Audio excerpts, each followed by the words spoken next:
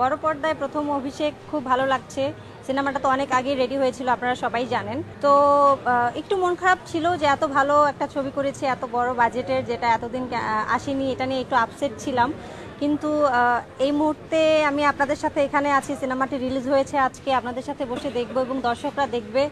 আমি অনেক খুশি এবং এত সুন্দর একটি গল্প আমি সবাইকে দেখাতে পারছি, বা কেন নিষিদ্ধ হয়েছিল, কেন প্রদর্শনীর অযোগ্য, এই ব্যাপারটি মানুষ এখন দেখতে পারবে। So I am happy. এটা মানে বলে বুঝাতে পারবো না। রাতে আমি ঘুমাচ্ছিলাম আর আমি বারবার ঘড়ি দেখছিলাম যে কয়টা বাজে আমি উঠে গিয়ে ফার্স্ট ডে ফার্স্ট শো দেখবো, যেন মিস না হয়ে যায়। যেহেতু আমি এই কয়েকদিন প্রমোশন নিয়ে খুব বিজি ছিলাম, তো রাতে বলতে পারেন যে ঘুমই হয়নি ঠিকঠাক। তো ঘুম থেকে উঠলাম, ঘুম থেকে উঠে জাস্ট ফ্রেশ হয়ে চলে গেলাম মুভি দেখতে।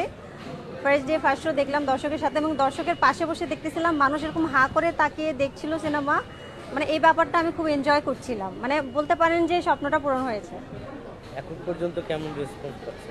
এখন পর্যন্ত যেহেতু আজকে প্রথম দিন, আজকে তো সবাই দেখছে, সবাই জানাচ্ছে। তো যেহেতু একটা শো মাত্র দুপুরবেলা শেষ হয়েছে, এখন সন্ধ্যাবেলা অনেক শো আছে, সবাই ফ্যামিলিকে নিয়ে দেখতে আসবে, বা আপনারা এসেছেন, আপনাদের কাছ থেকে ফিডব্যাক নিব।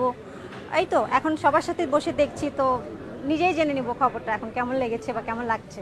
এই মেকআপটা আমরা মেকআপ মনে করি যে আমরা যেটা ফেসে ইউজ করি সেই মেকআপটা, বাট এইখানে এই মেকআপটা বলা হয়েছে মেকআপ দেওয়ার পর আর্টিস্ট যেরকম চেঞ্জ হয়, তাদের ক্যারেক্টার চেঞ্জ হয়, বাকি মানে মেকআপের কারণে যদি মানে কি বলে, একটা ক্যারেক্টার যেমন চেঞ্জ হয়, মানুষের পার্সোনালিটি কীরকম চেঞ্জ হয়, বা ভেতরের মেকআপের ভেতরের গল্প, মানে একটা ইন্ডাস্ট্রির গল্প, এটাই এখানে তুলে ধরা হয়েছে। সো এই মানে পুরো ব্যাপারটা জানার জন্য আমি বলবো যে সিনেমাটা সবাই দেখুন। আপনারা অনেকেই জানতে চেয়েছেন, বা সেন্সর বোর্ড থেকে যখন এটি নিষিদ্ধ হয়েছে বা বলা হয়েছে প্রদর্শনীর অযোগ্য, তো অযোগ্য মানে আমাদের একটা ভ্রান্ত ধারণা ছিল মেবি আমাদের কালচারের সাথে কিছু যায় না, মানে আমাদের কালচারের সাথে এটা যায় না, এরকম কিছু, ওরকম কোনো কিছুই না।